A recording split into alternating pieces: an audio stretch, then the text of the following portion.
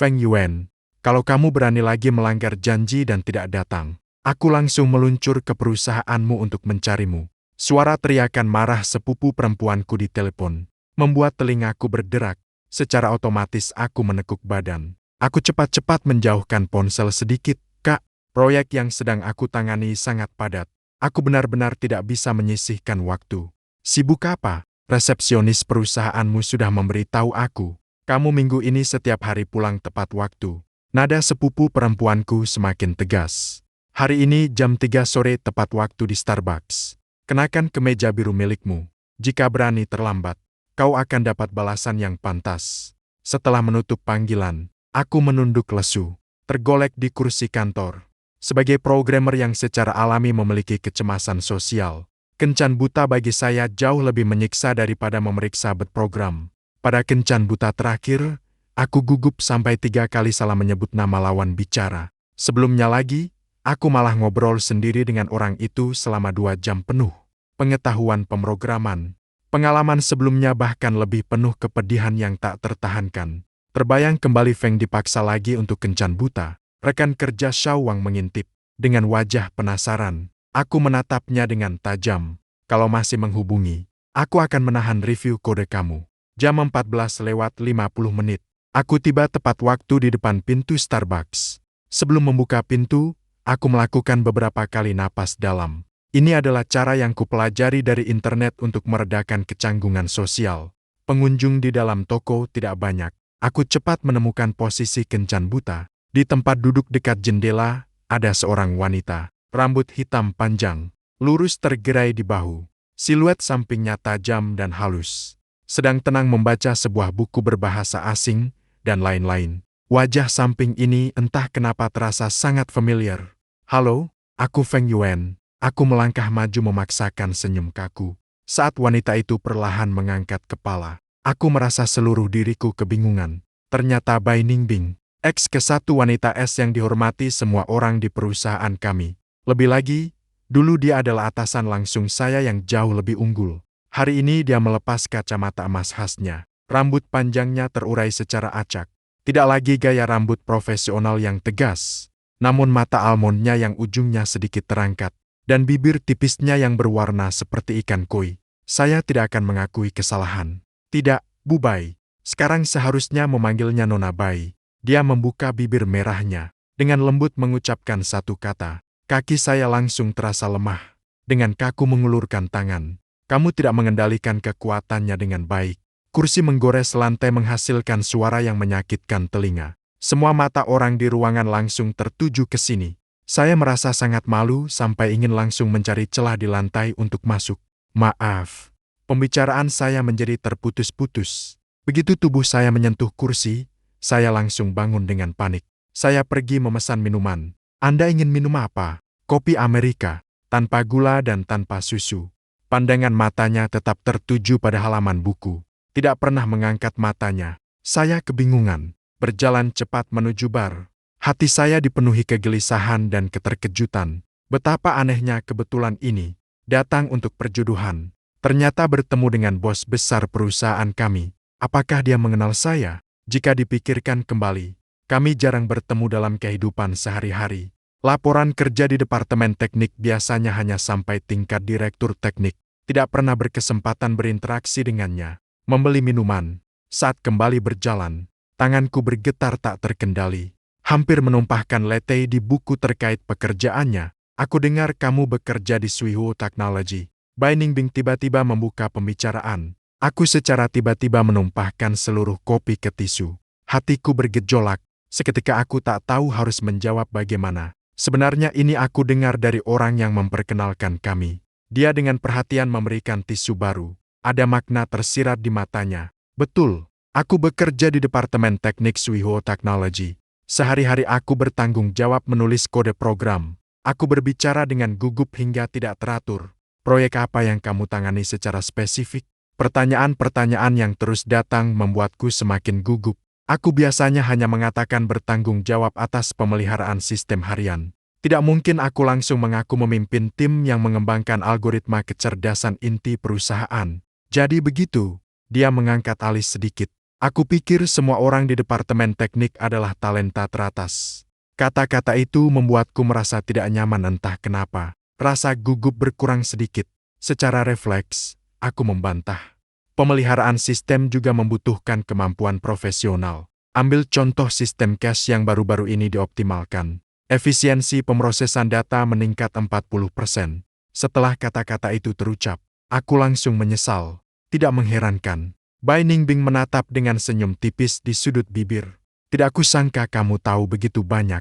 Selama 1 jam penuh berikutnya, itu menjadi momen paling menegangkan dalam hidupku. Aku seperti kandidat baru yang sedang wawancara, menjawab satu persatu pertanyaannya tentang pekerjaan, dan berbagai pertanyaan tentang hobi serta minat sehari-hari. Ketika aku mengumpulkan keberanian untuk menanyakan profesinya, dia hanya menjawab dengan tenang, bahwa dia bekerja di bidang manajemen. Sering lembur dalam kesehariannya. Aku langsung merasakan ada yang tidak beres. Jelas itu sengaja menguji dan menggoda aku, namun dia tetap tenang sepanjang waktu. Membuatku bertanya-tanya apakah itu hanya pikiranku saja. Lalu, apa pendapatmu tentang skala parameter model kecerdasan buatan, dan terobosan industri apa yang akan dicapai di masa depan? Aku benar-benar tidak dapat menanggapinya. Bu Bai, tolong jangan lagi mengujiku. Suasana di sekeliling langsung menjadi hening. Bai Ningbing perlahan meletakkan cangkir kopi di tangannya. Kamu sudah mengenalku sejak lama. Sejak kamu masuk, aku sudah mengenalmu. Aku tampak penuh rasa tidak adil. Sepenuhnya merasa tak berdaya. Bu Bai, aku benar-benar tidak tahu bahwa pasangan kencan jodohku adalah Anda. Kalau tidak, beri aku keberanian. Aku juga tidak berani menghadiri acara ini. Kenapa tidak berani? Dia menatapku dengan serius. Apakah aku sulit untuk diajak bergaul? Pertanyaan itu memang sulit dijawab. Aku segera mempertimbangkan kata-kataku. Anda tidak sulit diajak bergaul sama sekali. Hanya saja aura Anda kuat dalam keseharian. Membuat orang merasa sangat hormat. Mendengar kata-kata itu, dia tak bisa menahan diri, tertawa ringan. Ini pertama kalinya aku melihat X-1 yang biasanya dingin, menunjukkan senyum. Wajahnya sangat mempesona. Feng Yuan, kamu jauh lebih menarik dibandingkan saat laporan kerja resmi. Aku belum sempat merenungkan kata-kata itu. Ponselku langsung menampilkan pesan-pesan grup kerja secara beruntun. Server perusahaan tiba-tiba mengalami gangguan. Perbaikan darurat. Bu Bai, perusahaan mengalami perubahan kerja mendesak. Aku harus segera kembali ke perusahaan. Aku seperti memegang jerami penyelamat, menggenggam pakaian yang dibawa, berangkat dengan tergesa-gesa. Di belakangku terdengar suara tenang dan santai Bai Ningbing. Rapat rutin Senin depan akan bertemu dengan engineer Feng. Saat aku melarikan diri dengan panik, aku samar-samar masih mendengar dia menambahkan dengan suara pelan. Selain itu, kemeja yang kamu pakai hari ini sangat cocok dengan karaktermu. Sepanjang akhir pekan aku merasa gelisah. Berpikir berulang kali, tidak dapat menebak maksud tersembunyi dalam kata-kata Bai Ningbing. Bingung mengapa dia terlibat dalam pengaturan jodoh untuk karyawan biasa. Lebih khawatir apakah aku akan kehilangan pekerjaan karena kebohongan sebelumnya. Yang paling membuat pusing adalah Senin yang akan datang. Seluruh tim bekerja keras. Tidak pernah terbayangkan perubahan situasi terjadi begitu cepat. Pagi hari Senin, aku bertemu secara kebetulan dengan Direktur Teknologi Zhang di lift. Xiao Feng kebetulan bertemu denganmu. Zhang dengan antusias memeluk bahuku. Laporan kerja kuartal minggu ini. Kamu yang akan bertanggung jawab menjelaskan teknologi proyek pintar.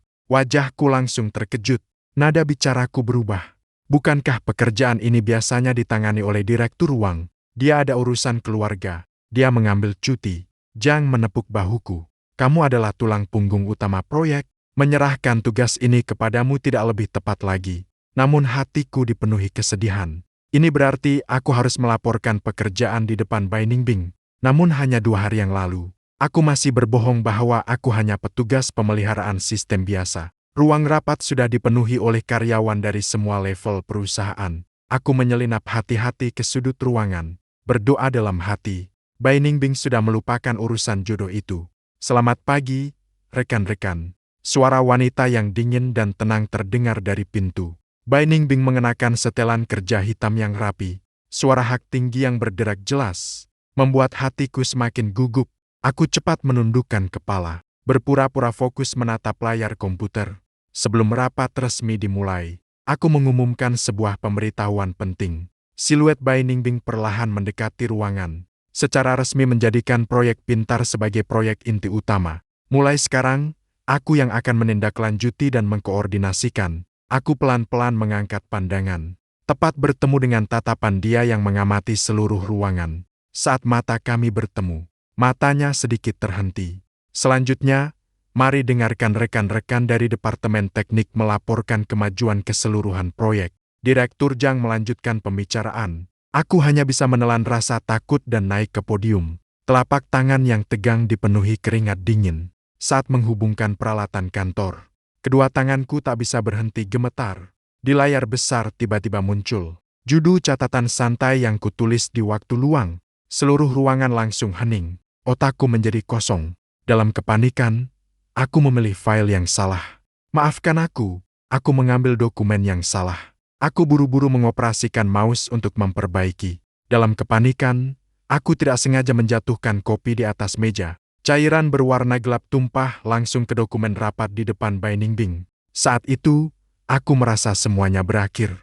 Kupikir aku harus segera mengemas barang dan mengundurkan diri. Namun, kecaman yang kupikirkan tidak datang. Bai Ningbing tetap tenang, mengeluarkan tisu untuk membersihkan noda. Masih ada senyum tipis di wajahnya. Tampaknya engineer Feng memiliki wawasan dalam inovasi lintas bidang. Di bawah panggung terdengar tawa canggung. Wajahku memerah. Berpindah ke dokumen kerja resmi. Dengan cepat menyelesaikan laporan kerja yang sangat buruk ini. Kecepatan presentasi jauh melampaui biasanya, melewatkan banyak poin penting. Bahkan aku salah mengucapkan istilah teknis. Kembali ke tempat duduk, membuatku berkeringat deras. Seluruh tubuhku terasa lelah luar biasa. Setelah rapat selesai, sebuah pesan masuk dari nomor yang tidak dikenal. Penampilanku masih cukup baik. Setidaknya aku tidak lagi mengaku hanya sebagai petugas pemeliharaan dasar. Membaca pesan itu, aku terasa melayang. Telepon genggamku tidak sengaja terjatuh dan jatuh ke dalam gelas minuman rekan kerja di sebelah. Sore itu, aku dipanggil ke kantor presiden di lantai atas. Kantor yang luas memiliki pemandangan yang terbuka. Seluruh dinding kaca memungkinkan pemandangan kota secara menyeluruh. Bai Ningbing duduk tegak di depan meja kerja. Dengan kacamata berbingkai emas, ia memancarkan aura yang kuat. Berbeda total dengan saat kencan buta itu. Posisinya tetap sederhana dan rapi. Aku merasa gelisah. Duduk di tepi sofa, tidak berani terlalu santai. Apakah kamu tahu mengapa aku memanggilmu ke sini? Dia menyilangkan kedua tangan di atas meja. Mungkinkah karena penampilanku di rapat pagi terlalu buruk, atau karena kamu sengaja menyembunyikan jabatanmu? Matanya sedikit menunduk. Sebagai penanggung jawab proyek kecerdasan buatan. Namun kamu mengaku sebagai petugas pemeliharaan biasa. Keringat dingin mulai muncul di dahiku. Ibu Bai, ini hanyalah sebuah kesalahpahaman. Tidak perlu penjelasan berlebihan. Dia langsung memotong ucapanku. Mulai hari ini, kamu langsung melaporkan semua pekerjaan proyek kecerdasan buatan kepadaku. Setiap minggu lakukan 2 kali pertemuan tatap muka untuk komunikasi kerja. Wajahku terkejut. Aku merasa langkah ini sangat berbeda. Menurut prosedur normal, seharusnya melaporkan kepada Bapak Zhang. Ini adalah penugasan kerja resmi. Bukan untuk dibicarakan dengan Anda. Dia mendorong sebuah dokumen ke arah saya. Menandatangani perjanjian ini. Gaji Anda naik sebesar 30%. Setelah melihat isi dokumen itu, saya hampir mencoba menguji. Di dalam dokumen tertulis penunjukan kerja khusus dan perjanjian kerahasiaan. Kompensasi gaji yang menggiurkan sangat menarik. Namun biayanya adalah harus sering berinteraksi secara pribadi dengan X-1 yang dingin. Apakah ada pertanyaan lain? Dia mengangkat pandangan ke arah saya. Tidak ada pertanyaan sama sekali. Saya segera mengambil pena dan menandatangani. Takut dia berubah pikiran. Setelah menandatangani, suasana kantor menjadi sangat hening. Saya melirik sekitar dengan santai. Secara tidak sengaja saya memperhatikan. Di rak buku terdapat sebuah patung robot kecil yang lucu. Itu adalah karya yang saya buat saat mengikuti kompetisi teknologi sebelumnya. Sebelumnya, dalam acara undian perusahaan, dia berhasil memenangkannya. Tidak kusangka Anda masih menyimpan barang kecil ini. Saya secara refleks mengucapkan. Bai Ningbing mengikuti pandangan saya. Aura dingin jauh menjadi sedikit lebih lembut. Fungsinya sangat praktis. Saat kata-kata itu selesai terucap, robot di atas meja otomatis menyala. Saya teringat perintah suara yang sudah diprogram sebelumnya. Apakah Tuan ingin pijatan relaksasi? Saya hampir tersedak di tempat. Itu hanya Easter egg lucu yang saya rekam secara spontan dulu. Tidak kusangka dia menemukan fungsi tersembunyi itu. Selera Anda memang berbeda dari kebanyakan. Dia berkata dengan suara lembut. Pipi telinga berwarna merah muda samar. Saat suasana mulai menjadi halus, kantor tiba-tiba mengalami pemadaman total. Tak lama kemudian terdengar suara peringatan lift yang tidak beroperasi. Seluruh gedung terperangkap dalam kegelapan. Saya mengeluarkan ponsel, menyalakan lampu. Sebuah kilat melintasi langit kelam di luar jendela, menerangi Bubai. Wajahnya yang agak pucat. Bubai menggenggam tepi meja dengan erat. Ekspresinya tak dapat menyembunyikan kegelisahan. Bubai, Anda baik-baik saja? Saya segera mendekat untuk menanyakan. Sekali lagi petir menggelegar keras. Ke satu wanita yang biasanya tegas dan kuat kini seluruh tubuhnya kaku. Apakah Anda takut pada petir? Saya bertanya dengan lembut, namun dia tidak memberi jawaban. Tangan yang menggenggam sudah memucat. Baru saat itu saya menyadari, Bubai bukan takut suara petir, namun berada di lantai tinggi. Membuatnya merasa takut. Berada di gedung 28 lantai. Kilatan dan guntur terasa begitu dekat. Saya membawa earphone peredam suara. Silakan coba memakainya. Saya cepat-cepat mengeluarkan earphone dari tas dan menyerahkannya. Bubai ragu sejenak. Dia meraih dan memakainya. Secara refleks, saya menekan efek suara menenangkan di ponsel. Suara hujan lembut perlahan menutupi gemuruh petir di luar. Tubuh Bubai yang tegang perlahan melonggar. Ketika dia menatap saya, matanya tidak lagi bersinar tajam seperti dulu. Terima kasih. Sama-sama. Saya terasa agak canggung, menggaruk kepala. Sepupu perempuan saya juga sangat takut ketinggian. Bahkan naik biang lala pemandangan membuatnya gugup. Saat kata-kata itu keluar, saya segera menghentikannya. Perumpamaan seperti ini memang terlalu tidak pantas. Namun Bai Ningbing tak bisa menahan tawa. Feng Yuan, kamu satu-satunya yang tahu bahwa aku takut pada ketinggian. Aku segera menutup mulutku. Aku pasti akan menjaga rahasia ini dengan ketat. Jika hal ini bocor, dia sedikit menyipitkan matanya. Aku secara sukarela menyerahkan surat pengunduran diri. Saat listrik kembali normal, kami duduk bersebelahan di sofa dengan bantal peluk di antara kami. Dia dengan sabar menanyakan banyak detail terkait proyek. Nada bicaranya juga menjadi jauh lebih lembut. Sekejap, sudah Jumat sore, menyambut laporan kerja resmi 1-1 pertama. Sebelum pergi, dia khusus mengingatkanku dengan suara, jangan pernah lupa padaku. Aku cepat-cepat mengangguk setuju. Begitu keluar dari pintu ruangan, aku kembali dipanggil oleh dia. Masih ada satu hal. Bai Ningbing mengembalikan earphone kepadaku. Saat kencan buta itu, semua kata yang kuucapkan tulus. Kalimat mana yang Anda maksud? Kamu memakai kemeja biru itu sangat cocok dengan penampilanmu. Setelah selesai, dia menunduk kembali mengerjakan pekerjaan. Jelas itu isyarat bagiku untuk pergi. Aku terasa melayang. Keluar dari kantor, aku bertemu secara tak terduga dengan Zhang Guo yang sedang berjalan ke arahku. Xiao Feng, sekarang bekerja di bawah pimpinan Bos Bai. Masa depannya sangat menjanjikan. Namun dia terhenti di tengah pembicaraan. Ingin melanjutkan tapi berhenti. Izinkan aku mengingatkanmu satu hal. Bos Bai selalu sangat tidak suka mencampur adukan pekerjaan dengan urusan pribadi. Aku langsung merasa waspada. Apa maksudnya? Bulan lalu, seorang manajer di departemen pemasaran mencoba menjalin hubungan pribadi, memberi hadiah secara pribadi untuk membangun kedekatan. Keesokan harinya dia dipindahkan dari posisinya. Zhang menepuk bahuku, memberi peringatan. Selalu memisahkan urusan publik dan pribadi. Kembali ke meja kerja, aku melihat kontak khusus yang dicatat di buku telepon. Pikiran dalam hatiku berbelit-belit. Acara laporan resmi pada hari Jumat. Haruskah aku memakai kemeja biru itu? Jumat sore jam 15:50. Aku berkeliling di depan pintu kantor presiden, memegang erat flash drive kerja di tangan. Hatiku sangat tegang. Akhirnya aku tetap memakai kemeja biru itu. Aku juga menyemprotkan parfum pria yang diberikan oleh sepupuku. Tanpa diduga, saat naik kereta bawah tanah, aku terus-menerus bersin karena orang di sebelahku. Masuklah. Suara dingin terdengar di dalam kantor. Aku menghela napas dalam, mendorong pintu dan masuk. Hari ini, Bai Ningbing, berpakaian setelan abu-abu muda. Rambutnya tersisir rapi. sedang menenggelamkan diri meninjau berbagai dokumen. Tiba 5 menit lebih awal. Masih cukup tepat waktu. Dia tidak mengangkat kepalanya. Dengan tenang berkata, "Duduklah." Aku duduk hati-hati di kursi di depannya, menyambungkan perangkat, membuka presentasi kerja. Secercah pandanganku melihat ada secangkir minuman yang familiar di atas meja. Masih kopi Amerika tanpa gula dan susu. Mulailah melaporkan. Dia meletakkan pulpen di tangannya, menatapku dengan serius. Selama 20 menit berikutnya, aku melaporkan dengan teratur, dengan alur yang jelas, menjelaskan perkembangan proyek.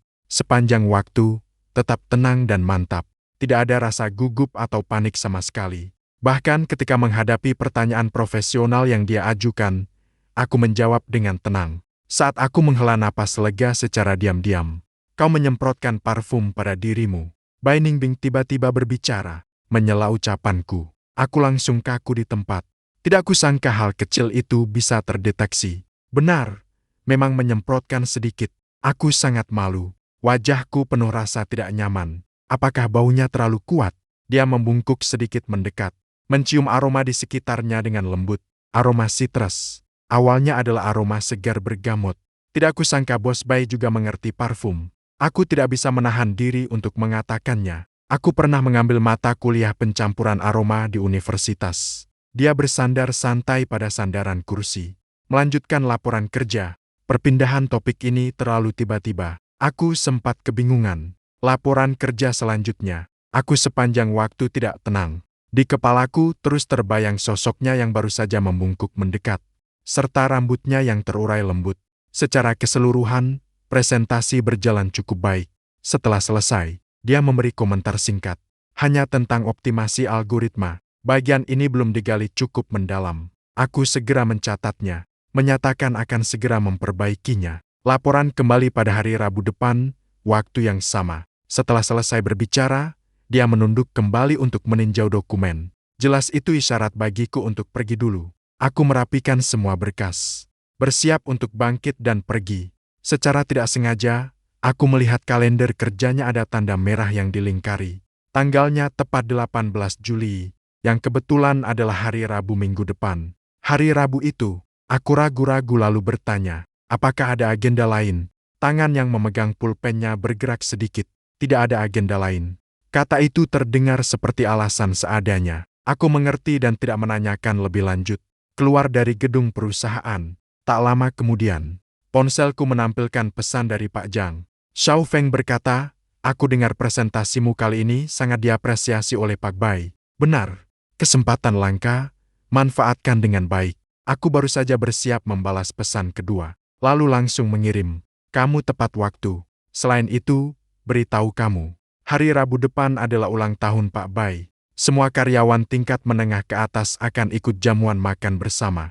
Kamu juga diundang untuk datang." Melihat isi pesan itu, aku terkejut seketika. Ternyata tentang ulang tahun.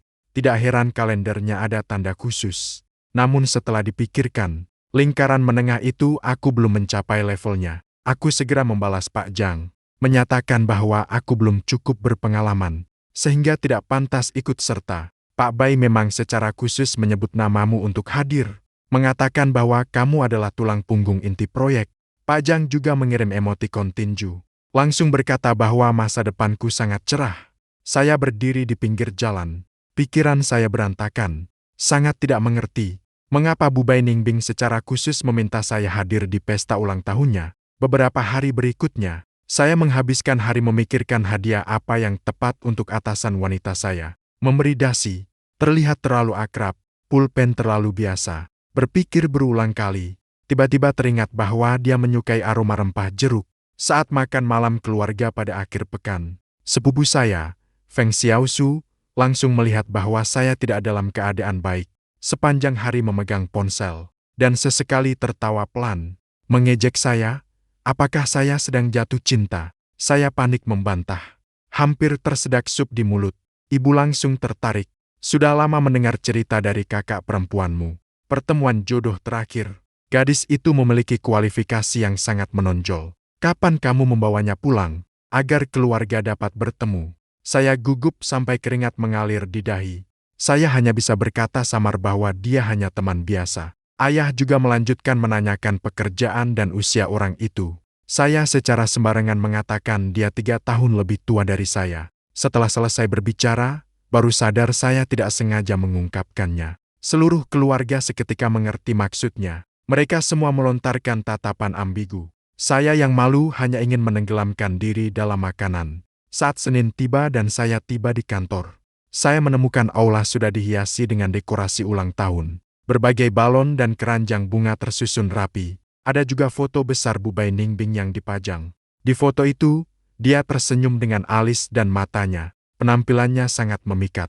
Gadis di resepsionis berkata dengan wajah bangga, "Ulang tahun Bu Bai selalu menjadi acara besar perusahaan.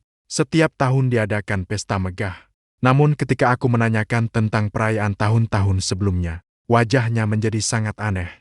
Sebenarnya Pak Bai tidak pernah menghadiri jamuan ulang tahunnya sendiri.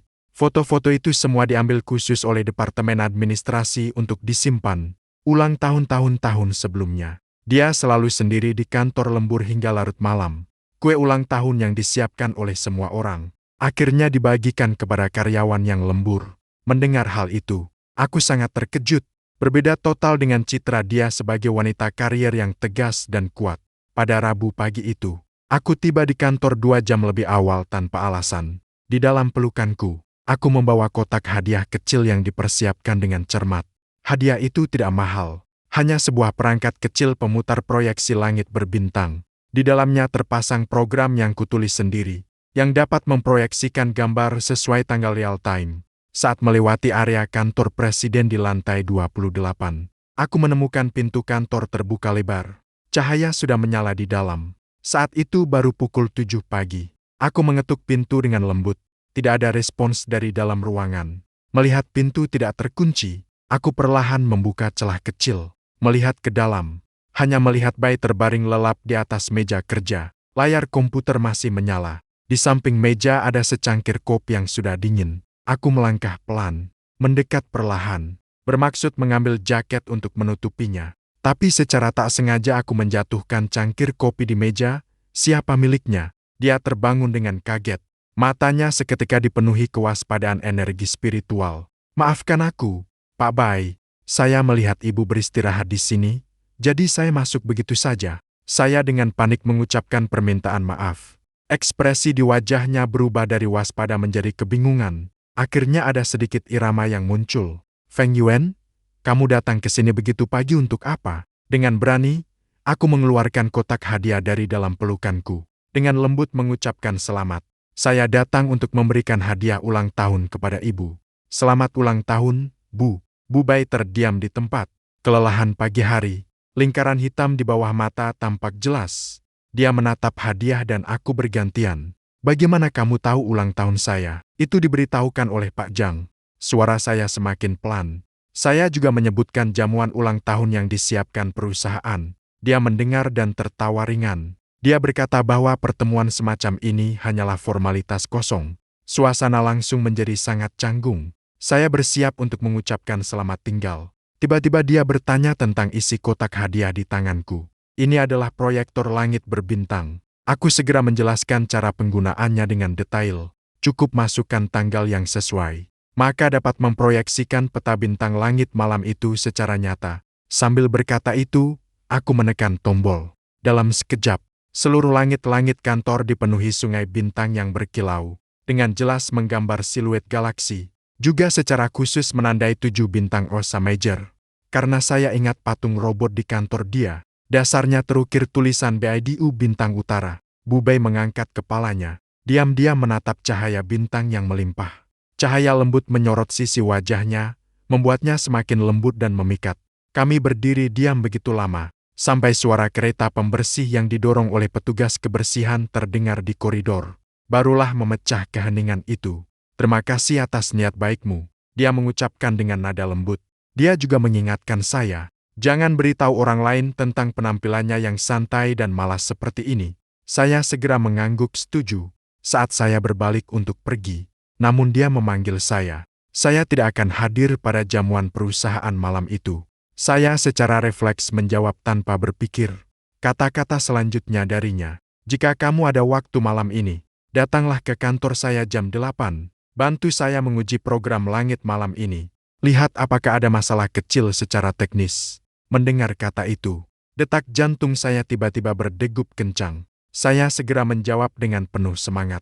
Pada malam itu jam 7:50, saya menunggu tepat waktu di depan pintu kantor presiden, sambil memegang sepotong kue kecil yang saya ambil dari pesta. Seluruh lantai kantor sunyi. Hanya terdengar musik riuh samar dari ruang pesta jauh. Setelah mengetuk pintu ringan, suara bahasa Inggris lembut terdengar dari dalam. Saat saya mendorong pintu masuk, saya terdiam total. Bai Ningbing yang biasanya berpakaian rapi profesional, berubah menjadi pakaian santai longgar. Rambut hitam panjang terurai secara acak, berjalan tanpa alas kaki di atas karpet lembut. Di atas meja kerja ada beberapa kotak makanan delivery. Ada juga sebotol anggur merah. Kamu datang. Dia tepat mengangkat pandangannya ke arah saya. Sudut bibirnya mengangkat senyum tipis. Dia juga melihat kue di tangan saya. Itu sisa dari pesta. Saya menaruh kue itu dengan hati-hati di atas meja. Kenapa Anda tidak punya uang untuk ikut jamuan? Sudah saya katakan sebelumnya. Hanya situasi yang membosankan. Hanya urusan bersosialisasi. Dia dengan mudah menuangkan 2 gelas anggur merah. Dia memintaku menggantinya secara pribadi. Cukup menjadi milisi saja. Tidak perlu lagi terikat pada dunia kerja. Menyebutnya tanpa sikap tajam dunia kerja membuatnya terasa kurang dingin dan terpisah. Alis dan matanya memancarkan kelembutan yang halus. Saat kami berada dekat satu sama lain, jantungku berdebar kencang. Program langit berbintang ini tidak memiliki kerusakan apapun. Dia menyerahkan gelas anggur ke tanganku. Dengan perlahan, dia mengungkapkan apa yang ada di hatinya. Dia hanya tidak ingin merayakan ulang tahun sendirian. Kata-kata terbuka seperti itu membuatku kebingungan bagaimana harus merespon. Aku hanya bisa mengangkat gelas dan memberi doa tulus. Aku sangat menyukai hadiah langit berbintang yang kamu berikan. Aku menyesap sedikit anggur merah dalam gelas. Aku pun menjelaskan alasan memilih hadiah ini. Karena aku memperhatikan tulisan bintang utara pada dasar robot. Kupikir dia menyukai hal-hal yang berhubungan dengan astronomi. Kata itu membuatnya tampak terkejut. Lalu dia perlahan menceritakan masa lalu. Tulisan itu diukir sendiri oleh ayahnya yang seorang astronom. Bintang utara juga merupakan asteroid yang ditemukan dan dinamai oleh ayahnya. Mendengar hal itu, aku penuh kekaguman. Namun dia dengan nada rendah mengungkapkan rasa sedih. Sayangnya, ayahnya tidak lagi bisa bersama menikmati langit yang begitu cemerlang. Saat suasana mulai tenang, teleponnya tiba-tiba berbunyi. Setelah melihat siapa yang menelpon, wajahnya langsung menjadi dingin. Itu adalah mantan rekan bisnisnya. Dia menjelaskan singkat kepada saya. Pihak itu terus berusaha mencari cara. Berdasarkan teknologi inti proyek perusahaan, aku langsung menyadari identitas orang itu adalah. Minggu lalu mereka mengirim orang dengan tawaran gaji 3 kali lipat untuk merekrut penanggung jawab bernama Zhou yang dulu bekerja bersamaku. Ningbing, tatapannya tiba-tiba menjadi tajam. Dia menanyakan kepadaku dengan serius, apakah dulu pernah ada niat di dalam hatimu? Aku segera menegaskan posisiku dengan tegas. Tidak akan pernah melakukan tindakan yang mengkhianati perusahaan. Wajahnya baru perlahan mulai melunak. Menceritakan tentang dendam masa lalu. Zhou Yongming pernah bersama dia melanjutkan studi ke luar negeri. Dulu mereka adalah rekan sejawat yang berjalan beriringan. Namun kemudian diam-diam mencuri rahasia dagang. Nyaris membuat perusahaan terjerumus ke dalam jurang kebangkrutan. Yang lebih parah lagi, pihaknya tahu bahwa dia takut pada gedung-gedung tinggi. Bahkan sengaja menambahkan jendela panorama di lantai atas ruang kantor sebagai target khusus. Tetapi dia tetap tidak mau menyerah begitu saja. Menetapkan kantor di lantai atas dengan keras kepala. Setiap hari harus menghadapi ketakutan dalam hatinya. Setelah mengetahui semua alasannya, hatiku dipenuhi rasa haru. Dan aku sepenuhnya mengerti mengapa dia panik pada hari pemadaman listrik itu. Aku setengah bercanda menanyakan kepadamu, bahwa kali ini kau membawaku ke acara tersebut. Apakah memang ingin memanfaatkan kesempatan ini untuk menekan keangkuhan mereka? Tidak sepenuhnya karena itu. Dia menurunkan gelas minumnya, mengangkat pandangan menatap lurus ke dalam matamu, dengan niat yang tulus. Lebih karena ingin memanfaatkan kesempatan ini untuk menghabiskan lebih banyak waktu bersamamu. Perasaan yang tiba-tiba seperti pengakuan cinta membuatku terkejut hingga sumpit di tanganku terlepas secara tidak sengaja. Akhir pekan setelah ulang tahun, Ning Bing secara inisiatif mengundangku untuk bersama-sama mengunjungi pameran astronomi. Katanya ingin membalas hadiah langit berbintang ini dengan sepenuh hati. Aku sangat gembira, tidak bisa tidur sepanjang malam, berpusing-pusing, memilih pakaian yang cocok untuk perjalanan, berada di dalam planetarium. Dia, yang biasanya tenang dan tertutup, sepenuhnya menurunkan semua pertahanan. Seperti anak kecil yang penuh rasa ingin tahu. Menantuk tanganku, dia melintasi setiap zona pameran. Ini pertama kalinya aku melihatnya begitu hidup dan bebas, bersemangat dan ceria, dan juga memiliki sedikit kelucuan yang lincah. Dia menunjuk model galaksi di dalam ruang pamer. Dengan suara lembut, dia menceritakan, asteroid yang ditemukan ayahnya terletak di antara wilayah bintang ini. Aku merasa terharu. Ayahnya pasti sangat bangga padanya. Tapi tiba-tiba ekspresinya menjadi muram. Dia mengakui bahwa ayahnya, sebelum meninggal, tidak pernah menyetujui keputusannya masuk ke dunia bisnis. Ayahnya sangat berharap dia tetap berpegang pada jalur penelitian astronomi. Aku tidak tahu bagaimana menenangkan dia. Diam-diam mengulurkan tangan. Dengan lembut memegang tangannya. Dia juga tidak sengaja melepaskan. Dalam perjalanan pulang, kami melewati toko hewan peliharaan di pinggir jalan. Dia tiba-tiba berhenti dan mengamati. Lihatlah kucing 3 warna itu, apakah mirip dengan bintang utara? Melihat kucing kecil yang malas berjemur di dalam kaca jendela, aku tidak bisa menahan kegembiraan. Tidak kusangka dia masih mengingat robot bintang utara di perusahaan. Itu adalah barang kecil yang sangat kusukai. Pada saat itu, terdapat sebuah gagasan berani yang muncul di hatiku. Selama 2 minggu ke depan, aku bekerja lembur setiap hari, bekerja hingga larut malam. Setelah menyelesaikan pekerjaan utama, aku diam-diam mulai menulis program khusus. Program ini di luar tampak sebagai alat pembuatan surat cinta cerdas. Dengan memasukkan kata kunci, secara otomatis menulis kata-kata manis. Namun di dalamnya menyimpan rahasia. Aku menuliskan semua perasaan tersembunyi di dalam komentar koda. Fungsi ini digunakan untuk merajut kata-kata lembut. Namun tetap tak sebanding dengan senyummu yang cerah saat membicarakan bintang. Algoritma dapat mengoptimalkan kalimat romantis dengan tepat. Tapi saat menghadapi kamu, perasaanku sudah berantakan. Di akhir, aku menulis perasaanku secara langsung. Sejak pertama kali kita bertemu dalam kencan buta, aku sudah jatuh hati.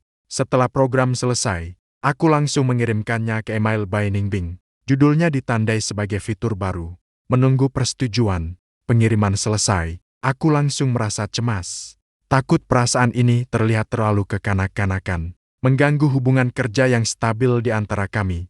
Banyak kekhawatiran muncul di hati. Dalam 3 menit singkat, telepon kantor tiba-tiba berbunyi. Aku menjawab dengan gugup.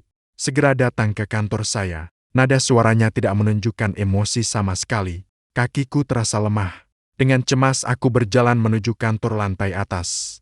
Membuka pintu dan masuk.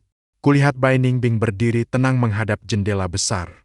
Bahu sedikit bergetar. "Bu Bai," aku berbicara dengan suara bergetar. Dia perlahan berbalik, memegang sebuah amplop di tangan. Dengan lembut berkata, "Balasan untukmu." Aku penuh kebingungan. Menerima amplop itu.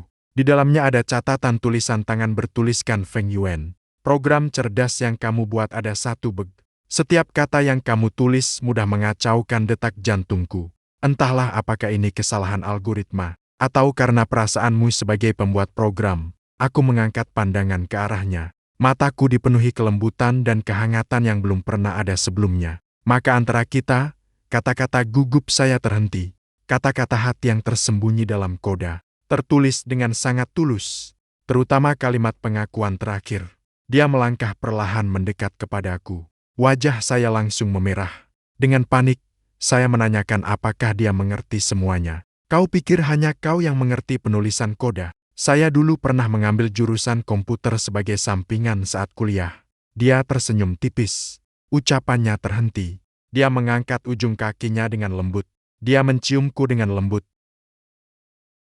Rasanya campuran antara kegembiraan dan kesedihan. Di kantor sehari-hari, kita harus sengaja menjaga jarak. Bahkan saat bertemu secara kebetulan, kita harus sengaja menghindari tatapan mata. Pada siang hari saat istirahat makan siang, Milisi mengirim pesan, memerintahkan saya segera pergi ke kantornya, mengatakan ada urusan penting untuk dibicarakan. Saya segera mencari alasan. langsung menuju lantai 28. Begitu masuk, saya langsung dipeluk erat olehnya, berpelukan penuh kasih. Bukankah ada urusan mendesak? Saya terengah-engah membuka mulut. Hatiku dan mataku penuh denganmu. Apakah hal ini tidak dianggap penting? Dia tersenyum dengan alis dan matanya, lincah dan nakal. Saat perasaan kami semakin dalam, telepon kantor tiba-tiba berbunyi. Dia dengan tidak sabar mengangkat telepon. Suara manajer administrasi terdengar di ujung sana, mengatakan ada anomali pada pemantauan lantai lift. Perlu memeriksa catatan. Kami berdua langsung terdiam di tempat. Tiba-tiba teringat saat kami naik lift tadi. Perasaan sesaat tak dapat dikendalikan. Berpelukan mesra, aku akan mengurusnya nanti. Dia cepat menenangkan perasaannya. Menutup telepon, aku masih berharap ada keberuntungan. Merasa rekaman CCTV kabur. Sulit untuk dibedakan, namun dia berkata terus terang. Perusahaan dilengkapi seluruhnya dengan perangkat kamera berdefinisi tinggi. Tidak mengherankan. Sore itu, rumor di dalam perusahaan langsung menyebar. Seseorang secara anonim menyebarkan rekaman momen mesra di dalam lift. Meskipun wajah terlihat tidak begitu jelas, namun kemeja biru yang sering kupakai dan gaya rambut ikal khasnya langsung dapat dikenali. Seluruh perusahaan ramai membicarakan. Aku merasa sangat malu sampai ingin segera mengundurkan diri. Saat itu, sebuah email ke seluruh karyawan dikirim tepat waktu. Pengirimnya adalah Bai Ningbing. Email itu dengan tenang mengakui bahwa spekulasi semua orang memang benar. Agar semua orang dapat kembali fokus bekerja. Gaya yang begitu tegas dan langsung sangat cocok dengan cara kerja dia. Aku belum pulih dari keterkejutan. Pintu ruang kantor terbuka. Dia tampak tenang, memanggilku untuk datang. Menghadapi tatapan penuh main-main dari semua orang di perusahaan, aku mengikutinya masuk ke lift. Setelah pintu lift tertutup, dia langsung menekan tombol darurat. Dengan tenang bersamaku, menunggu lift kembali beroperasi. Hatiku sudah sangat manis, penuh kegembiraan. Minggu depan, ikut aku pulang ke rumah. Bertemu dengan orang tuaku, Bubai. Bubai sambil merapikan rambutnya, sambil berbicara pelan. Aku terkejut setengah mati. Hatiku bingung dan tak tahu harus berbuat apa. Jangan khawatir, Bubai. Ayahku pasti akan suka program Langit Berbintang yang Bubai buat. Ibuku selalu khawatir tentang urusan hidupku. Ibuku pasti sangat senang bertemu denganmu, Bubai. Bubai mengedipkan mata dengan nakal. Pintu lift perlahan terbuka.